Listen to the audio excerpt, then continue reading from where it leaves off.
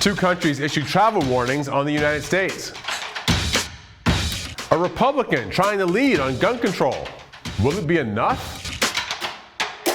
Another round in the trade fight, and this one might hurt your 401k. I'm Jamal Simmons, and this is why you should care.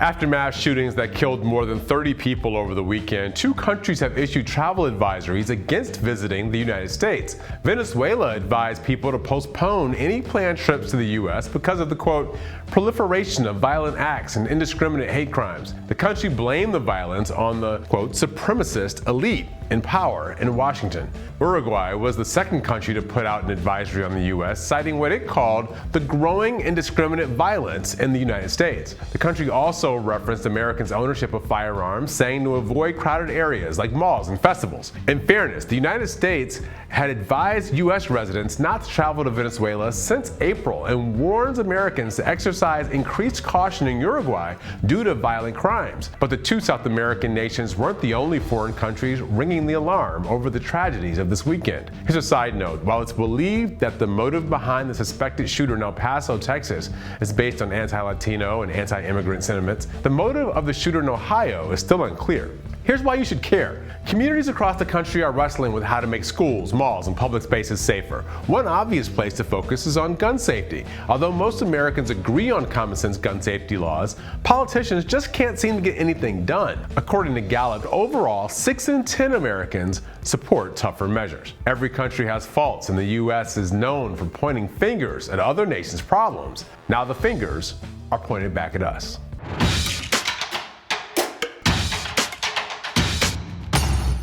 In the wake of last weekend's massacre in Dayton, Ohio, that state's governor is under some pressure to address gun violence. At a vigil for those killed, the crowd chanted, "Do something," as Governor Michael DeWine tried to speak. Less than 24 hours later, the Republican held a presser to address gun violence. DeWine's plan proposed increased background checks and penalties for straw purchases, a red flag law that allows officials to prohibit gun ownership from those deemed at risk to themselves or others, and a focus on mental health. Cautiously optimistic, some gun safety groups are concerned the governor's plan might not make it to the state's conservative legislature. But here's why you should care. The governor is one of the first prominent Republicans to emerge after the recent shootings with a concrete proposal on guns. Some will say it doesn't go far enough, but it will surely be a part of the national conversation. America has seen a spate of shootings that are heartbreaking. Kids killed in Connecticut, teenagers in Parkland, Florida, country music concert goers in Las Vegas, and worshipers in Pittsburgh and Charleston, South Carolina. After each one of these tragedies, politicians offer thoughts and prayers. The discussion turns to policy, and hot mics go cold. Despite it all, very little has been done at the state or federal level. Ohio is a battleground state for presidential hopefuls, and Democrats and Republicans like President Trump will have to compete for votes in a state touched so personally by gun violence. The governor's actions might light the way for risk-averse politicians to finally do something to fix this problem.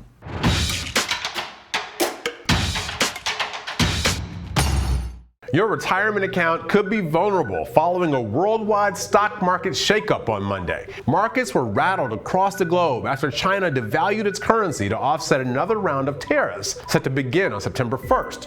The Dow dropped almost 1,000 points at one point. Losses eased up a bit, but remained significant with a 767-point drop-off by the end of the Monday trading day. Here's why you should care. The ongoing trade war with China seems to have no end in sight. Talks have gone nowhere, and come September 1st, the U.S. will implement an additional 10% tariff on Chinese goods.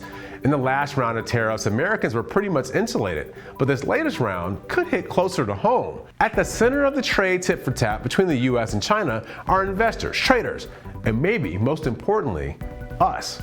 Retirees and workers banking on their 401ks and other accounts to be there for the golden years. The most aggressive portfolios would be at the most risk. But before you go shuffling your accounts, it's hard to time the market, even for professionals. So be careful buying and selling on your own.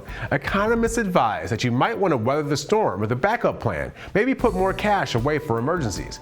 It's best to talk to a financial advisor before rushing to the exits or looking to take advantage of the downturn. Economists still warn warn of a potential recession come next year if a trade war persists between the U.S. and China. So ask your political representatives how exactly they think this whole thing's going to end.